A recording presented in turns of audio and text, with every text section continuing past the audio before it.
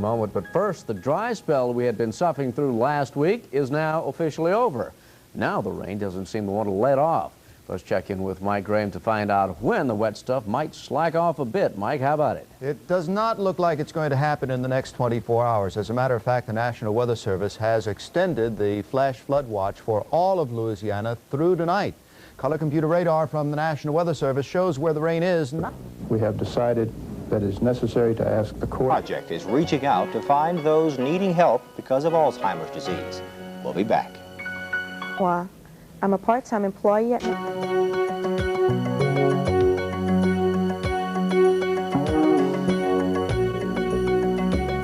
As you have probably gathered by now, John Mahaffey is off today. We'll have a report, however, that he prepared shortly. But first, today's developments in the world of medicine. British researchers are making some progress in their efforts to find ways to help the body's own immune system fight off cancer. The research was done on mice that had developed cancer. The scientists transferred bacteria from cancer cells of mice and altered them with a new gene. The cancer stopped in its own tracks. However, the cancer cells that were not altered grew rapidly. Researchers say the altered gene was more detectable by the mice's own immune system. It confirms the belief by many scientists that the body's own immune system will have to play a major role in fighting off cancer. Scientists think they may be on the verge of identifying people. And kept us out of the way. But these days, many kids are finding themselves in the kitchen because mom's not home. And on today's Family Issues Report, I take you to Ochsner's Cooking School for Kids. The name of the course is called Sticky Fingers, and so the first thing dietitians Lori Piazza and Kathleen Alley have their students do is wash their fingers. It's important to have clean hands in the kitchen. And then this group of 6 to 9-year-olds gets a chance to start cooking. While some slice and dice fruits for a special salad, the others conquer kitchen appliances, like the food processor with its safety feature. You can't press it down unless it's already connected. So see, wait. Okay, now push it. Okay, what else do you think you should do with this?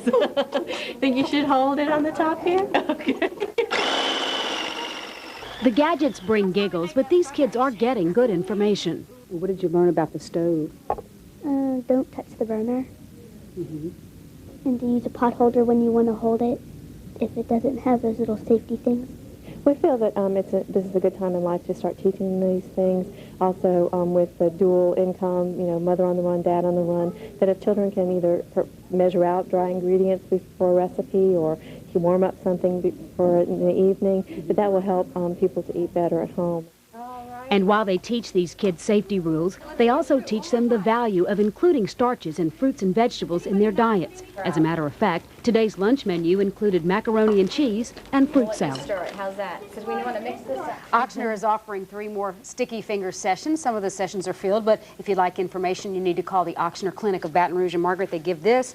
And I looked through this. I think you and I could handle some of the recipes in this book. Yes, I think we could handle these. That's a great story. Great idea for kids. Thanks. I have to remember that. Thanks, Annie. Black pots. No, from Cajun cookouts to kiddie cookouts. Cooking with kids. I'm Anna. I'm Anna Roberts. With Julie O'Neill. With Julie O'Neill. We'll have that story coming up. There you go. More self-sufficient. Yeah, that means learning how to cook, as Julie O'Neill explains. Okay, why doesn't everybody pull off a banana from here and pass it on to the next person? They say it's the first step toward getting kids to eat fruit. Show them how to slice it up. The far end. There you go. Organizers hope Ochsner's beginning kitchen course for kids will not only teach them healthy eating habits, but also the seriousness of safety. When you're cutting a carrot, you always have to hold it by the far end and start cutting in the front, because you could touch yourself if you're cutting too close to your hand.